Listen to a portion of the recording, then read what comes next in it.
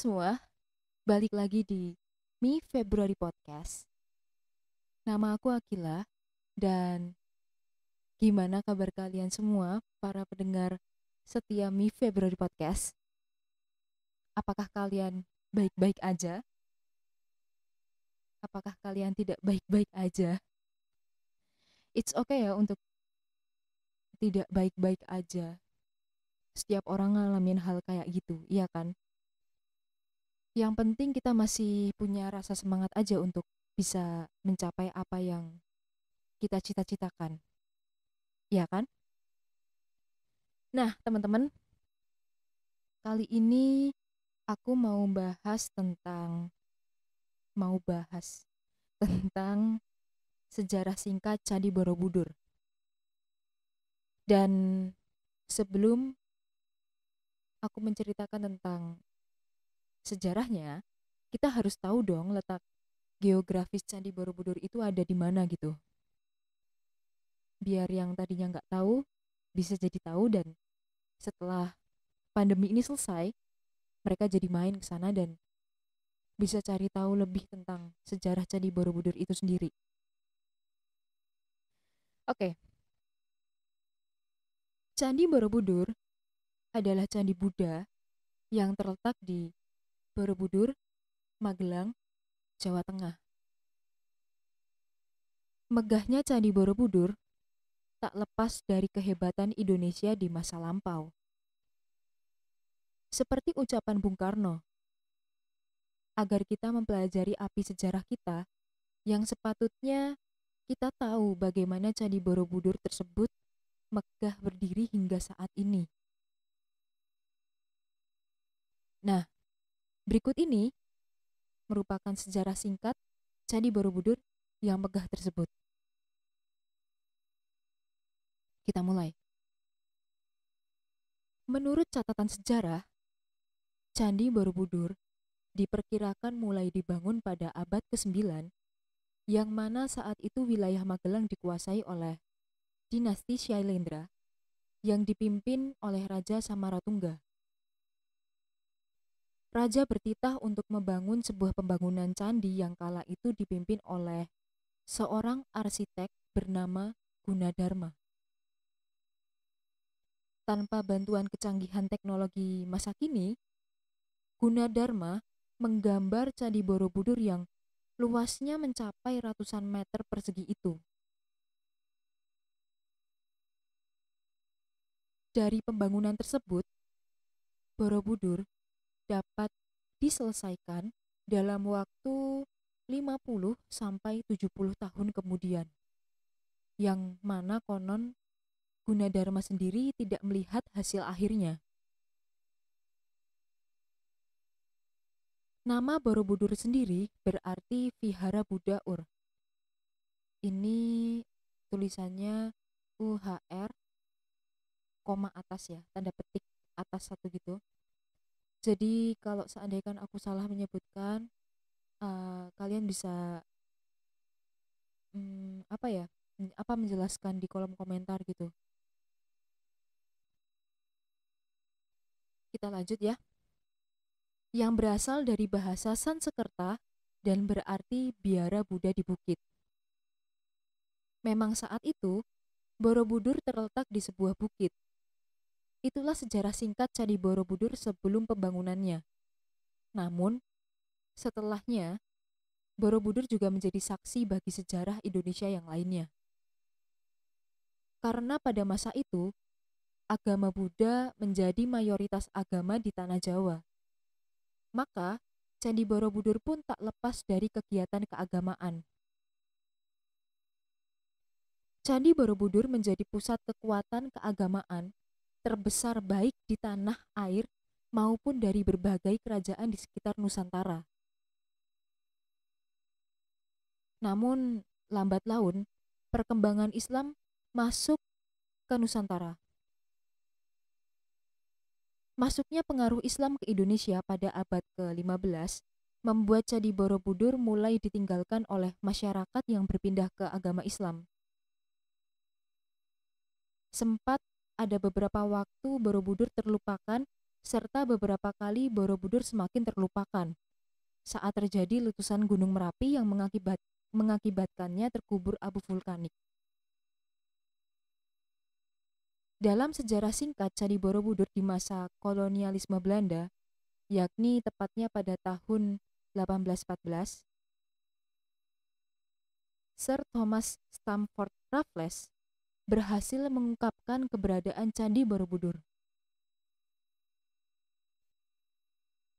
Ya, jadi pada tahun 1814, Bapak Thomas Stamford Raffles ini udah berhasil ya mengungkapkan keberadaan Candi Borobudur. Wow, keren ya. Nah, kita lanjut. Raffles mendapat informasi bahwa ada sebuah bangunan besar yang tertimbun abu vulkanik di Jawa. Terhitung Borobudur terlupakan hingga 10 abad lamanya hingga ditemukan oleh Raffles. Kondisi dari Borobudur yang sempat terlupakan saat itu tak hanya tertimbun abu vulkanik saja, namun juga dipenuhi dengan semak belukar sehingga tidak terlihat bentuk dan rupanya yakni berantakan dan terpendam sebagian. Candi Borobudur memiliki tinggi yang mencapai 42 meter. Namun saat ditemukan dan hingga kini tingginya adalah 34,5 meter saja. Ada tingkatan yang memang terkubur dan dibiarkan terkubur karena alasan menguatkan fondasi candi, dan yang kedua adalah karena tingkatan terbawah memiliki gambar panel hubungan suami istri. Hingga pada akhirnya ditemukan dan dilakukan pemugaran serta berbagai usaha rekonstruksi yang dimulai sejak saat penjajahan Inggris dan juga Belanda. Pemugaran semenjak Indonesia merdeka pun terhitung dalam sejarah singkat Candi Borobudur, baik dari usaha dalam negeri hingga dari berbagai belahan dunia. Meskipun kini Candi Borobudur tidak lagi masuk dalam 7 keajaiban dunia, namun Borobudur tetap masuk dalam situs warisan dunia oleh UNESCO pada tahun 1991 setelah restorasi panjang terhadap candi Buddha terbesar di dunia ini.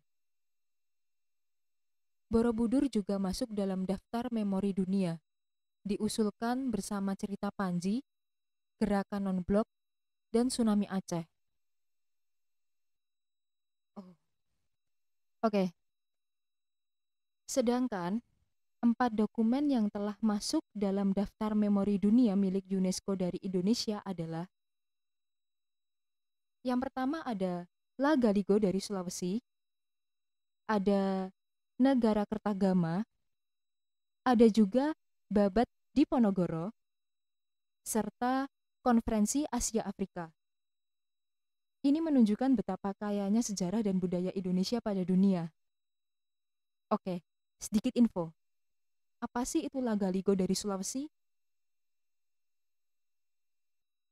La Galigo ialah sebagai karya sastra terpanjang di dunia. Lebih panjang daripada epik India, Mahabharata, dan Ramayana.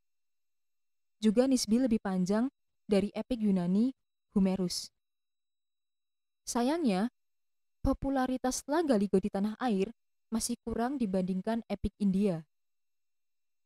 Padahal, bagi sebagian masyarakat Bugis yang menganut agama lokal, kepercayaan Tolotang, posisi La Galigo sebenarnya ialah kitab suci mereka. Bonus, Candi Borobudur itu melakukan pemugaran 2 kali ya. Pemugaran pertama dilakukan pada tahun 1907 sampai 1911. Dan pemugaran kedua dilakukan pada 1973 sampai 1984. Tanggal 21 Januari 1985, Candi Borobudur dibom aksi teror. Wow. Dan itu terjadi di lantai 8 sampai 10. Sebanyak 13 bom telah diletakkan oleh pelaku teror. 9 diantaranya meledak dan 4 diantaranya tidak. Perilaku seenaknya juga terus berlangsung, bahkan di puncak stupa, stupa induk itu ya, pernah dibangun shelter yang kemudian menjadi gardu pandang sekaligus tempat nongkrong untuk minum kopi. Coba bayangin, tingginya 34,5 meter ya, yang aslinya lebih tinggi daripada itu. Puncak stupanya dijadiin buat tempat minum kopi sama nongkrong. Oh my god, dan jujurin aku baru tahu sih. Wow, menarik ya. Oke, nah itu sejarah singkat Candi Borobudur. Gimana? Menarik bukan? Dan semoga juga bisa bermanfaat buat kalian semua. Cukup sekian podcast kali ini ya. Semoga kalian gak bosan-bosan dengerin penjelasanku. Maaf banget kalau ada penjelasan yang salah atau masih kurang tepat intonasinya. Semoga kedepannya bisa lebih baik lagi. Dan ya, cukup sekian. See you and bye-bye.